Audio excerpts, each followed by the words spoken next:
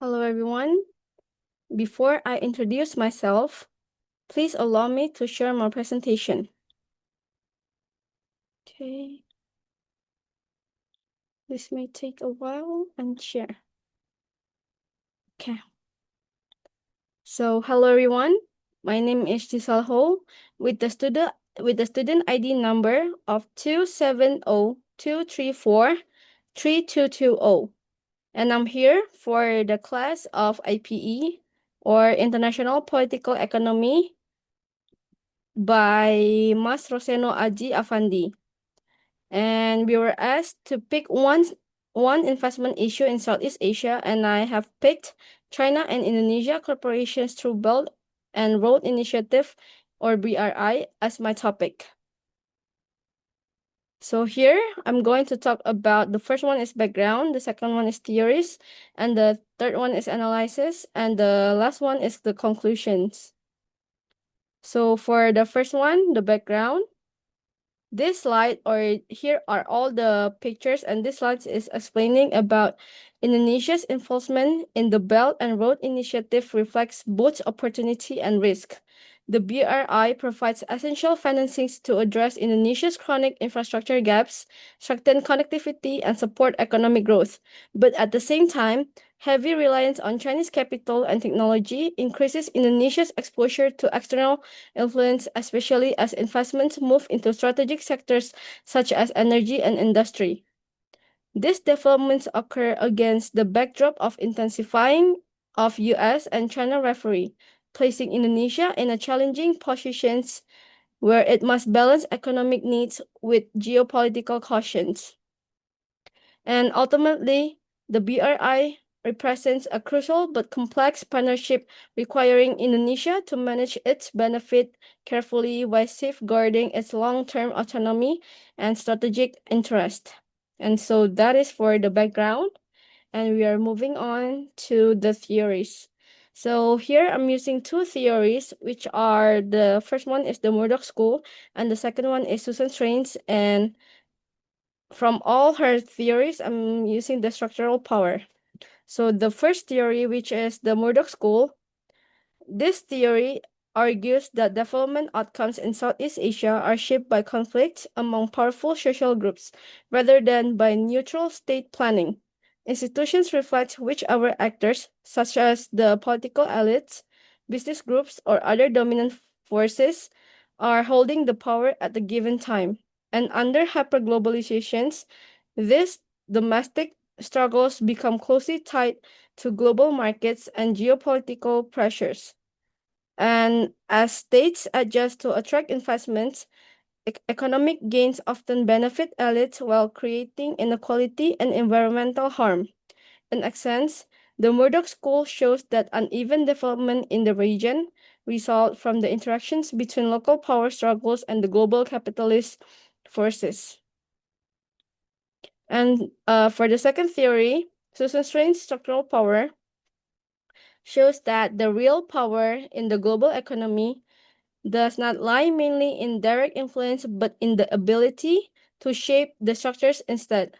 And the structure and the structures, which means is are therefore, which are the security, productions, finance, and technology and knowledge, and within which all actors must operate. And these interconnected structures determine the roles, opportunities, and constraints that guide the behavior of states, firms, and individuals. Because of the structural power defines what choices are possible rather than forcing specific actions, it allows dominant actors to influence outcomes indirectly and often invisibly. And Strains argues that the global power should be understood through this deeper and systemic forces, and showing why countries like the United States remain influential even though without relying on direct cautions.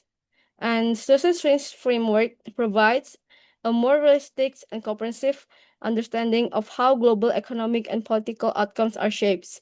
And for those who control the key structures ultimately shape the environment in which others must make decisions. And as for the analysis, So I'm connected the first theory, which is the Murdoch School, with the cases.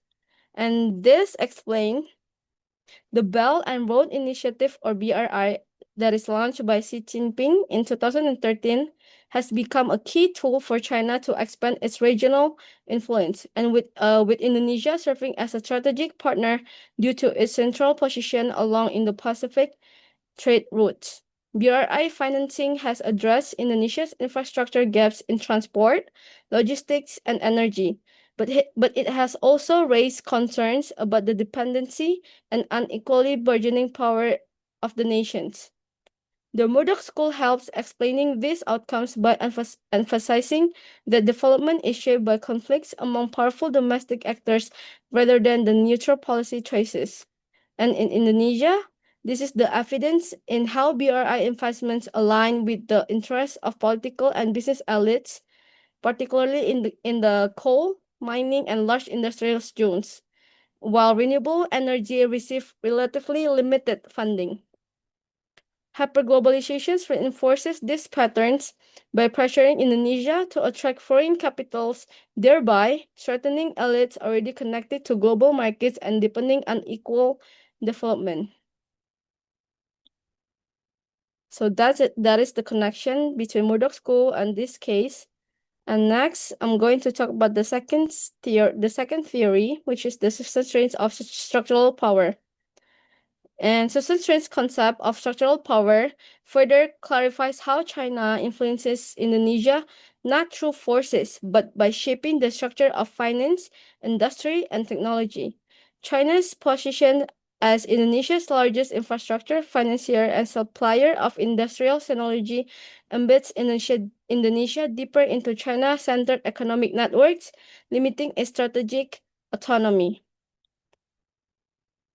So this slide, as you can see, Susan Strain's theory shows that how money, industry, and technology that China has influenced Indonesia. And together, connected but with Murdoch and Susan Strain's power, together this theory shows that Indonesia's BRI experience is driven by both domestic elite captures and external structural dependence. This shows how China tried to broaden their power within the world. Even though the BRI brings infrastructure and industrial growth, it also generates risk such as dependency, inequality, and slow progress in renewable energy, especially amid intensifying US and China competitions. So we are coming to the last part, which is the conclusions. We're coming to the conclusion. And so for this topic, the conclusion is Indonesia's participation in the BRI demonstrates that large infrastructure and investment projects are not purely economic decisions, but instead, it is the result of interactions between domestic elites' interests and global power structures. The Murdoch School shows how BRI projects in Indonesia tend to favor sectors that benefit powerful domestic actors, reinforcing uneven development, while Susan Strain's concept of structural power has explained how China's dominance in finance, productions, or industry and technology narrows Indonesia's policies choices, and together, this perspective reveal that although the BRI delivers infrastructures and growth, it also creates risk and elite capture, the technological dependence, and reduced policy autonomy amidst intensifying global rivalry. So thank you for listening to my presentations. So that's all. So as you can see, I have picked this topic as my final project because I feel like this investment issue should be talked about because it has happening from years to years, which is from 2014 until now, 2025, and we can see how China has broadened their region by their influence in industry, financial, and technology and knowledge. So that's all for me. I'm Giselle Ho. Thank you for listening to my presentation.